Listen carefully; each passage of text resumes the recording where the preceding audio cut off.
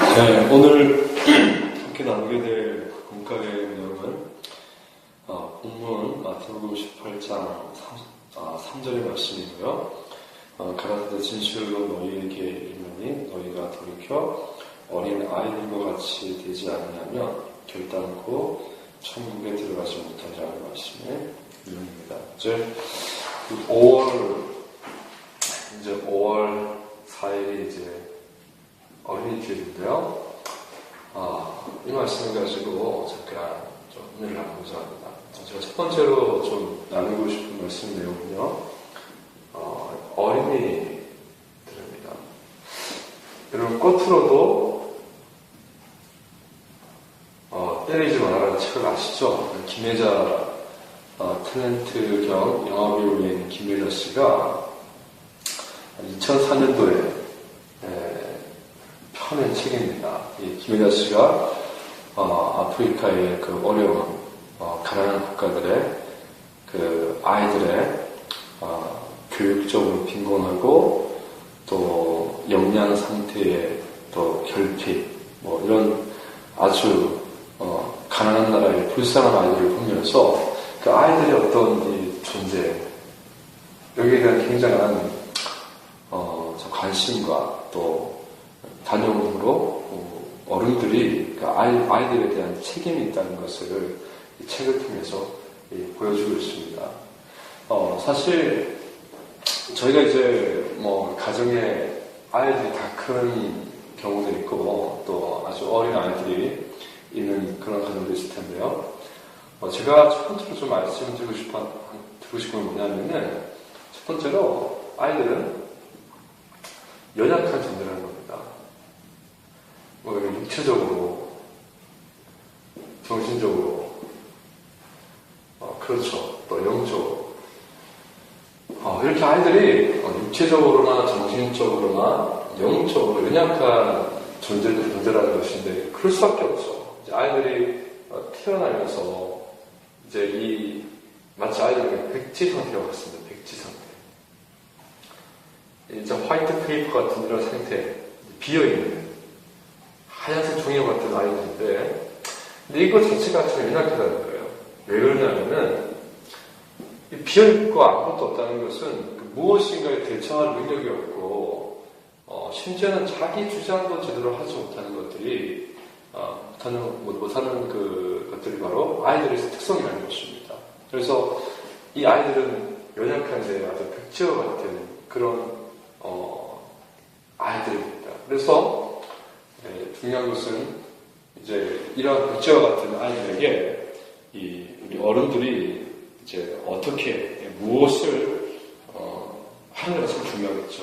우리가 여기다가 그리스도를 가르쳐야 됩니다. 예수 그리스도를 가르치고 또 올바른 어떤 정직함, 성실함 이런 것들을 가르쳐 주어서 아이들이 그 백지를 채워서 건강한 어른을 성숙할 수 있도록 가르치는 것이 굉장히 중요합니다. 그리고 두 번째로 제가 함께 나누고 싶은 내용이 뭐냐면요. 이 말씀 보게 되면은 어린 아이들과 같이 되지 않으면 결단코 천국에 들어갈 수 없다고 말씀합니다. 어린 아이들과 같이. 이게 무슨 뜻일까요? 여러분, 이 어린 아이들의 특징이 뭐냐면요. 바로 의존성이 있습니다. 의존성. 자, 아이들이 태어나면은 부모님을 전적으로 의지할 수밖에 없습니다. 이 아이들이 이제 특별히 또 어떻게 그러냐면은 생후 얼마 안 된 아이들은 당연한 거고요. 그 아이들이 자라는데 여기 또 어떤 점이 있냐면은 이 아이들이 어떤 건강한 아이로 건강한 성인으로 성장하려면은 누군가를 의존해서 누군가에게 보고 배우거나 또 보살핌과 가르침을 받아야 합니다. 그래서 이런 것들에서 아주 의존적이죠.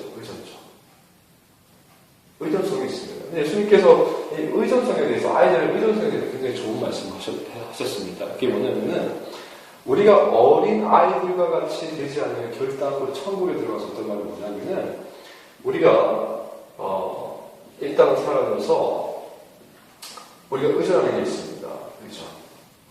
자, 성경에서는 보통 그 맘몬, 그 우상, 돈이 우상인 것을 말하죠. 이 맘몬과 하나님을 동시에 섬길 수 없다고 얘기합니다.